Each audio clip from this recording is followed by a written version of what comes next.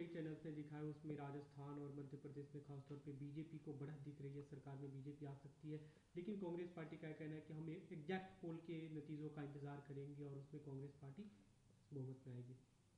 कांग्रेस किसी भी नतीजे का इंतजार कर ले, जनता ने तो अपना नतीजा दे दिया है और मत पेटियों में वो नतीजा बंद है। और 30 तारीख को जो नतीजा निकलेगा वो मध्य प्रदेश, राजस्थान, छत्तीसगढ़ और तेलंगाना में भी हम ये मानते हैं कि केसरिया परचम फहराएगा, क्योंकि देश मोदी जी पर भरोसा करता है, मध्य प्रदेश मोदी जी पर भरोसा करता है, राजस्थान मोदी जी पर भरोसा करता है, मध्य प्रदेश की जनता शिवराज सिंह जी के परिश्रम और भरोसे और विश्वास के साथ है। लाडली बहनाएं कतार में लगकर ये दिखा दिया कि बहन क्रांति भी मचा सकती है और बहन अपने भाई और भाइयों को संभाल भी सकती है। और इसलिए मध्य प्रदेश में जो क्रांतिकारी परिणाम जो एग्जिट पोल ने दिखाया है, ये कहीं ना कहीं मोदी जी के प्रति भरोसा और विश्वास है और शिवराज जी के परिश्रम का ही विशेष प्रतिफल दिखाई दे रहा है, जो मध्य प्रदेश में चौतरफा भारतीय जनता पार्टी का कमल खिल रहा है। शिवराज सिंह चौहान भी यही बात कह रहे हैं कि कोई कंपटीशन में नहीं है, हम सरकार में आ रहे हैं। लेकिन दिग्विजय सिंह का कहना था,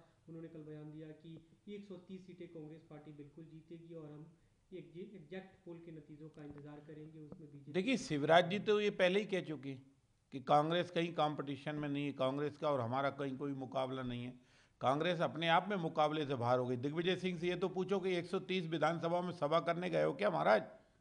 130 विधानसभा चुनाव में घूमने गए हो कि कैसे कह रहे हो 130 कांग्रेस जीतेगी? और इसलिए कांग्रेस कहीं से भी 130 विधानसभा नहीं जीतेगी।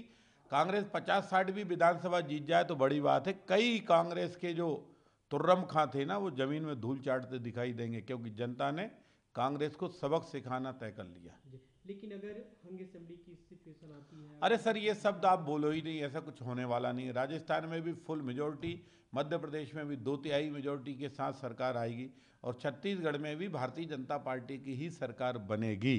इसलिए कहीं कोई ऐसी स्थिति देश के अंदर इन तीनों चारों प्रदेशों में बनने वाली नहीं। छत्तीसगढ़ को लेकर जो आपने जिक्र किया, छत्तीसगढ़ को लेकर के एग्जिट पोल मतलब बहुमत। देखिए, छत्तीसगढ़ में जो एग्जैक्ट पोल का जो 10-12 का जो गैप दिखा रहा है, वो 10-12 का गैप ही ये बताता है कि कहीं ना कहीं गुंजाइश है। अगर हो सकता है उसमें हम 7+ हो जाते तो हमारी सरकार बन जाएगी। लेकिन अगर हम 7+ हो गए तो हमारी सरकार बन जाएगी। इसलिए मैंने कहा ना कि छत्तीसगढ़ में भी हम भारतीय जनता पार्टी की सरकार बनेगी और मोदी जी के नेतृत्व में सरकार बनेगी। भूपेश बघेल कॉन्फिडेंट है कि 75+ सीटें आ रही हैं और सरकार फिर से बनाने जा रही है। अब वो भूपेश बघेल साहब और कमलनाथ जी, दिग्विजय सिंह जी, अशोक गहलोत जी और कुल मिला के राहुल भैया, ये सब कॉन्फिडेंट रहें तो ज़्यादा अच्छा है, क्योंकि इनका जनता का तो इन पर भरोसा रहा नहीं है। जनता भारतीय जनता पार्टी नरेंद्र मोदी जी पर